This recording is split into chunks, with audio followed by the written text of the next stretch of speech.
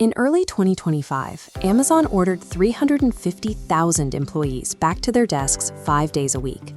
Meta and JP Chase quickly followed with strict attendance mandates. The media cycle quickly declared that the era of remote work was over, and anyone working from their living room needed to pack a lunch and get back on the highway.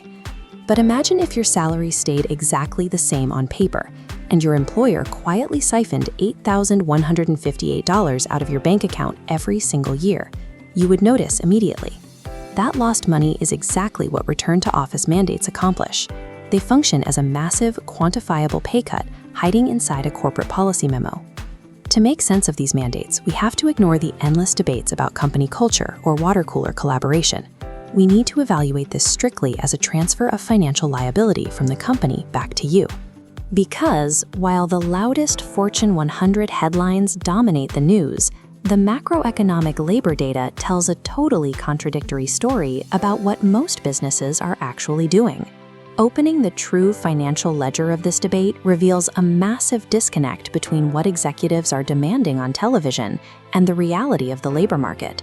Workers required in the office spend $55 daily on commuting, compared to $18 for remote workers, a $37 penalty. The time cost is steeper.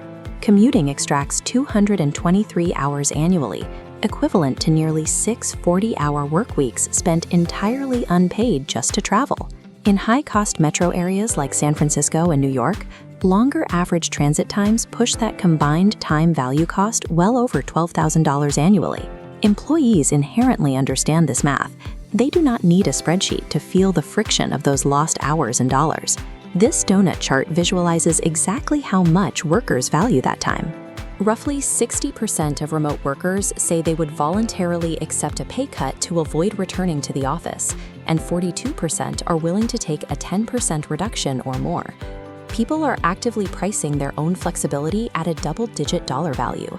They recognize that the daily commute tax drains more from their life and wallet than a literal salary reduction. When we zoom out to the broader economy, the actual enforcement of these mandates looks very different than the news cycle implies.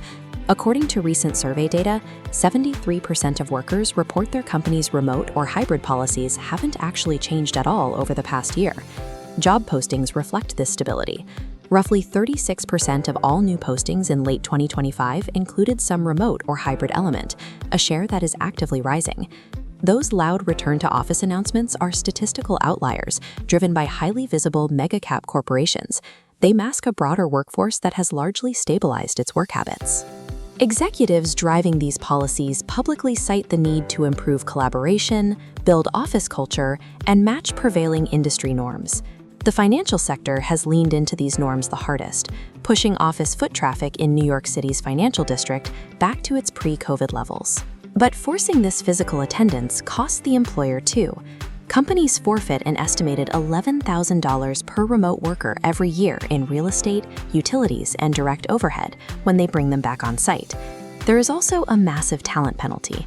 Strict 5-day mandates shrink a company's available candidate pool by 50 to 70%, leaving fully in-office employers fighting over a disproportionately small slice of the workforce.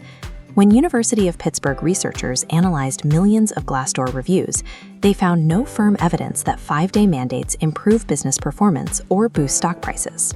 Companies are paying massive overhead premiums and actively driving away their highest-performing talent to enforce a management strategy with unproven financial returns. Return to office isn't inherently evil or good. The data shows reasonable companies landing in different places.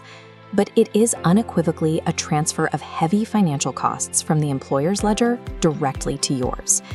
If you are evaluating a new job offer or facing a mandate at your current company, you have to apply this math to your own career. You can no longer just compare top-line salaries. You must subtract that $55 daily out-of-pocket cost and account for the real dollar value of those 223 unpaid hours spent in transit. Negotiating a hybrid arrangement is a data-backed financial strategy, and you are not alone in making that demand.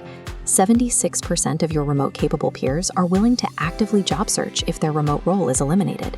The daily commute cannot be blindly accepted as a free, neutral part of holding a job.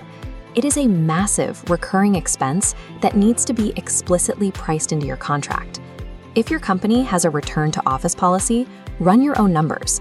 Comment your daily commute cost and time below. I want to see what this adds up to across the audience. And if you are negotiating a new offer right now, go watch our salary by state video next to complete your personal financial toolkit.